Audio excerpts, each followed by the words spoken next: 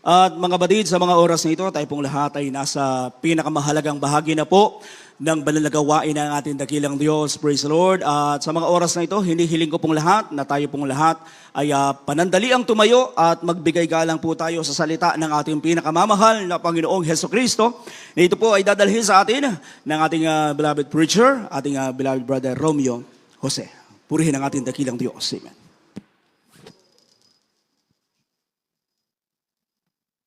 Amen. Praise the Lord. God bless you po sa ating beloved co-preacher, Jerby Domingo. Tayo pong lahat po mga minamahal ay manalangin upang tayo samahan gabayan po tayo ng ating dakilang Diyos sa pag-aaral ng kanyang banal na salita sa oras na ito. Opo, dakilang Ama, Diyos na makapangyarihan sa lahat, sa pangalan ng po aming pinakamahal na Panginoon Jesus. Kami ito sa puso nagpupuri, nagpapasalamat sa naunang bahagi na ipumbalal mong gawain. Lalubos mong pinagpalat, tilingisan, higit sala sa pagkilos sa aming kaligidnaan. At narito pang ngayon sa oras na ito sa pag-aaral ng pumbalal mong salita. Ang bawat isa sa amin kami pinagpapakumbaba at humihingi po kami ng kapatawaran. Sa lahat po aming nagawang pagkukulan, pagkakasala, patawarin po kami. Buksan ang pangunawa ng bawat isa naririto na maunawaan po namin ipumbalal mong kalooban. Ari ka po magbigay sa akin ng karunong kaalaman patungkol sa ipumbalal mo salita na maipahayag ko po na may lakip na pag-ibig at kapangyarihan sa unat dalangin na ipuminamahal at iginagalang na ipumalapastor. Amin pong sinasaway mga gawa ng kaaway pagalinlangan. I command you cast out in the name of the Lord Jesus. Hallelujah. Praise the Lord. Praise the Lord. Amen. Purihin po ang ating pinakamahal na Panginoon Jesus. Mga minamahal, kayo na po ay makaupo sa inyong kinauupuan. Ngunit bago po ang lahat, akin pong ipinapaabot ang pinakamataas sa pagsamba, pagupuri, pagluluwalhati ay bukod tangi lamang sa ating pinakamahal na Panginoong Jesus.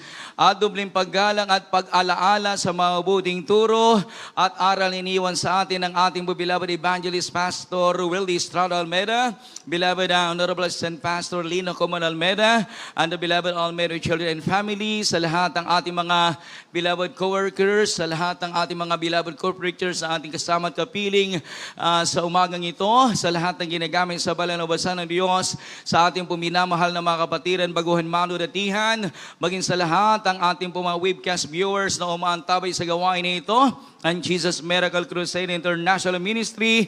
Magandang umaga na po sa ating lahat. Purihin po ang ating pinakamahal na Panginoong Jesus. At tayo po ay mag-aral ng kanyang banal na salita. Bigyan po natin ng tema, ang ating papag-aralan sa umagang ito, Trusting God has a Reward. Ang pagtitiwala sa Diyos ay may gantimpala. Buksan po natin ang unang bersikulo dito po sa Hebrews chapter 11 verse 6. Amen. God bless you po, beloved preacher. Praise the Lord. Ito po ang sinasabi sa mga Hebreo. Kabanatang 11 at ang talata ay 6. At kung walang pananampalataya, ay hindi maaaring maging kalugod-lugod sa Kanya. Sapagkat ang lumalapit sa Diyos ay dapat sumasampalatayang may Diyos. At siya ang tagapagbigay, ganti sa mga sa Kanya'y nagsisihanap. Amen. Amen. Purihin po ang pagbabasa ng banal na salita ng ating pinakamahal na Panginoon Jesus. Diyos po ang magpala. Ayon sa ating nabasa po mga minamahal, but without faith it is impossible to please God. For he that cometh to God must believe that He is, and that He has a rewarder in them that diligently seek Him. Kaya siya ang nagbibigay timpala sa mga masigasig na naghahanap sa Kanya. Kaya po mga minama, sa talatang ito na ating nabasa, ito po ay nagtuturo na ang pananampalataya ay susi para malugod ang ating dearest Jesus. Kaya sa talatang ito po mga minamahal, dapat po tayong maniwala sa kanyang mga pangako. Sa talatang ito po mga minamahal, ang Diyos ay gumaganti ng mabuti sa mga naghahanap sa Kanya, nagsisihanap sa Kanya. Ganyan din ang Diyos. Hinahanap niya ang puso na may pananampalataya. Lahat ng may pananampalataya magsabing, praise the Lord. Amen. Kaya po mga minamahal, tayong lahat ng mga mananampalataya na napabilang sa gawain ito, napakapalad po natin. mula nung ating marinig, mapakinggan ang purong-purong salita ng Diyos sa ipinangaral ng ating mga magulang sa Panginoon, pinahalagaan po natin. Sa ating pagpapahalaga, nagsumikap ang bawat isa at ang naging bunga nito, tayong lahat na naririto, nagtatamasa ng masaganang pagpapala mula sa ating dakilang Diyos na buhay. Palakpakan po natin ang ating dakilang Diyos sa buhay. Kaya po mga minamahal sa buhay,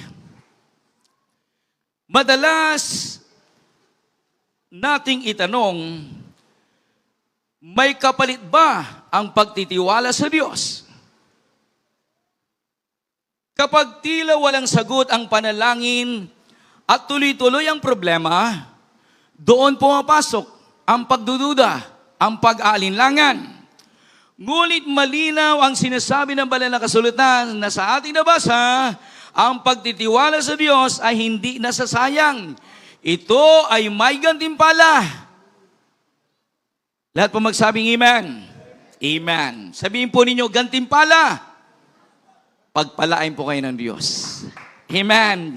Kaya po mga minama, ang bawat taong nagtitiwala sa Diyos ay tiyak na tatanggap ng gantimpala sa tamang panahon at sa tamang paraan.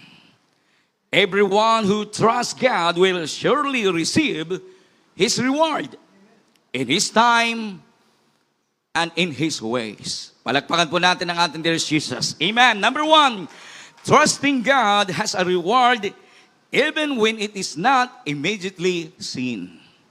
May gantimpala ang pagtitiwala kahit hindi agad nakikita. Galatians chapter 6 verse 9. Basahin po natin. At huwag tayo mga pagod sa paggawa ng mabuti, sapagkat sa kapanahunan ay magsisipag-aani tayo kung hindi tayo manganghihimagod. Amen. Amen. And let us not be weary in well-doing, for in due season we shall reap if we faint not. Kaya tayong lahat ng mga mananampalataya na nagsisipaglingkod sa ating dear Jesus, mga pagod man tayo minsan sa buhay po natin habang tayo narito sa mundo. Napapagod ka sa paghanap buhay mo, pwede ka magpahinga. Amen? Ngunit, ang paglilingkod sa Diyos, huwag po natin kapaguran, sapagat dito nakasalalay ang kaligtasan ng ating kaluluwa. Amen? Kaya imbis na tumigil ka na maglingkod sumunod sa katwiran at kalooban ng Diyos, lalo ka pang magsumigasig, sapagat nalaman po natin, lahat ng ating ginagawang paglilingkod sa Kanya, ito po ay hindi nawawala ng saysay, ito po ay hindi nawawala ng kabuluhan, bagkus may nakalanagang timpala sa bawat gagawa sa Kanyang banal na kalooban. Palakpakan po natin ang ating dear Jesus. Amen. Kaya nagpapasalamat po tayo sa ating mga magulang sa Panginoon, na kung walang ating mga magulang sa Panginoon na nagturo sa atin ang buong katotohanan, hindi naman natin alam yung paglilingkod na nakalulugod sa harapan ng Diyos, yung ating ginagawa ngayon. Kahit busy-busy ka sa trabaho mo, busy-busy ka sa tahanan mo, may mga inaasikaso ka sa mga lulo at lula, nag-aalaga sila ng apo, busy po sila. Ngunit, kahit na gaano abala ang ginagawa mo minsan sa pamilya mo, dapat lalo kang abala na paglingkuran ng Diyos. Everybody shall praise the Lord. Yung iba, nagiging dahilan na, busy ka kasi ako, Brad, kaya hindi ko magawa yung laging dumalo na 3 beses sa loob ng isang linggo. Kung ang iba, nagagawa po nila dumalo na 3 beses sa loob ng isang linggo, magagawa po natin lahat dahil tunay tayo na umiibig sa Diyos. Lahat ng umiibig sa Diyos, magsabi, praise the Lord. Amen. Kapag sinabi yung iniibig mo ang Diyos, kahit mahirap na bagay, magagawa mo yan dahil tunay na iniibig mo ang ating pinakamahal na Panginoon. Amen. Kaya ang gantimpala ng Diyos ay nasa tamang panahon. Kaya katulad po yung mga nagtatanim, yung mga nagsasaka.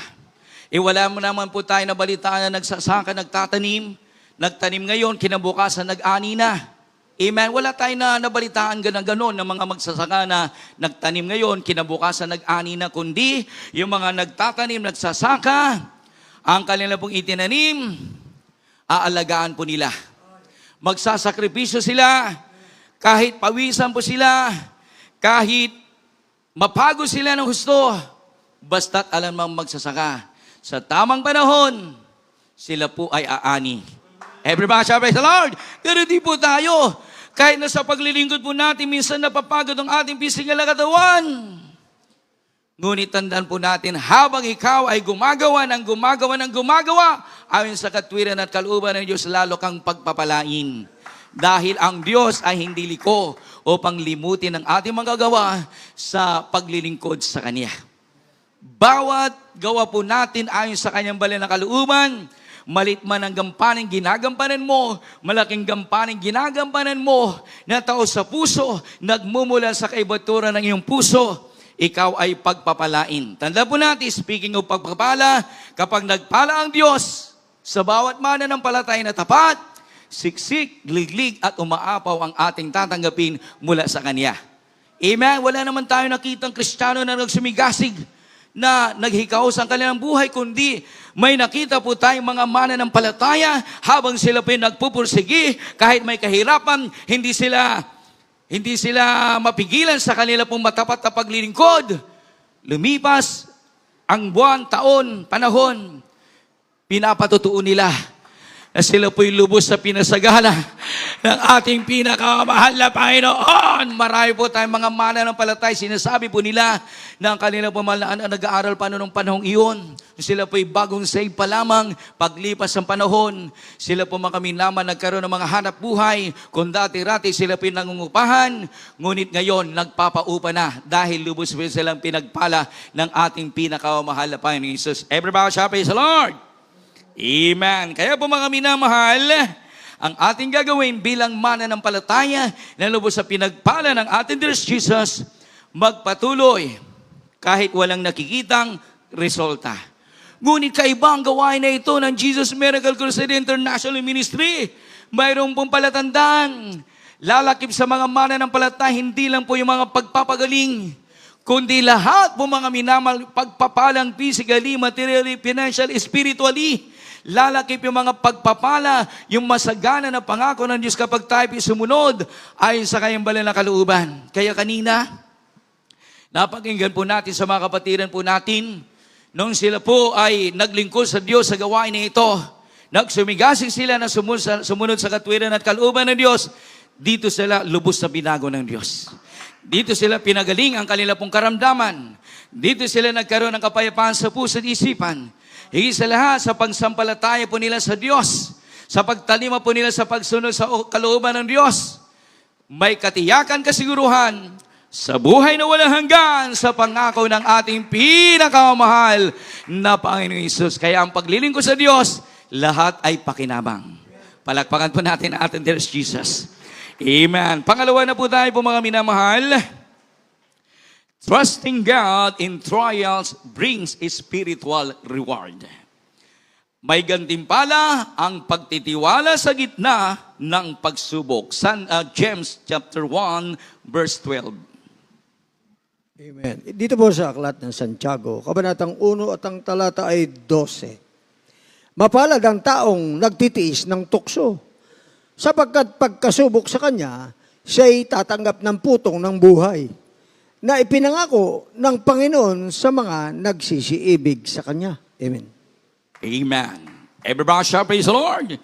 Blessed is the man that endureth temptation, for when he is tried, he shall receive the crown of life which the Lord has promised to them that love Him. Amen. Kaya po mga minamal, ang mga mananampalataya na nagsisipaglingkod na ay sumunod sa kalooban ng Diyos, daranas talaga ng pagsubok. Amen? Lahat na may pagsubok po rito, magsabing praise the Lord. Amen. Ang pagsubok ay hindi parusa, kundi proseso. Amen. Kaya ang mga tumatayo sa banal na pulpiting ito, bago sila tumayo, dumaan po sila sa paglilinis ng ating Diyos Jesus. Dumaan po sila sa pagtutuwid ng ating dakilang Diyos sa buhay, bago sila gamitin kasangkapanin ng ating Diyos Jesus na mangaral ng salita ng Diyos na totoo ang ating Diyos sa pinaglilingkuran. Everybody shall praise the Lord. Amen. Katulad po ng kawayan. Di po ba kapag nakakita po tayo ng upuan na napakaganda, yari sa kawayan? Yung kawayan na ginamit po mga minamahal, ay galing po yan po mga minong kinuha nila, napakaraming tinik. Amen? Hindi maganda. Ngunit habang ang yung kawayan na kinuha, nililinis na nililinis. Hanggang gawing magandang upuan, pininturahan, ang naging resulta, ito po ay napakaganda. Everyone shall praise the Lord. Amen. Kaya po mga minamahal, kapag ang tao o ang Kristiyano nagtiwala sa hirap, nagdadala ng pagpapala. Amen. Kaya marami po tayong mga mananampalataya rito, mga minamahal, dumaan sila sa paglilinis, dumaan sila sa pagsubok. Ngunit, ang laging nasa isip po nila, yung gantimpala ng pangako ng Diyos sa buhay po nila. Na kapag sila'y tumigil, sa panahon ng pagsubok, hindi sila magpapatuloy, hindi nila makakamtan yung langit na pangako ng Diyos. Yun po ang katotohanan. Amen. Kaya, bago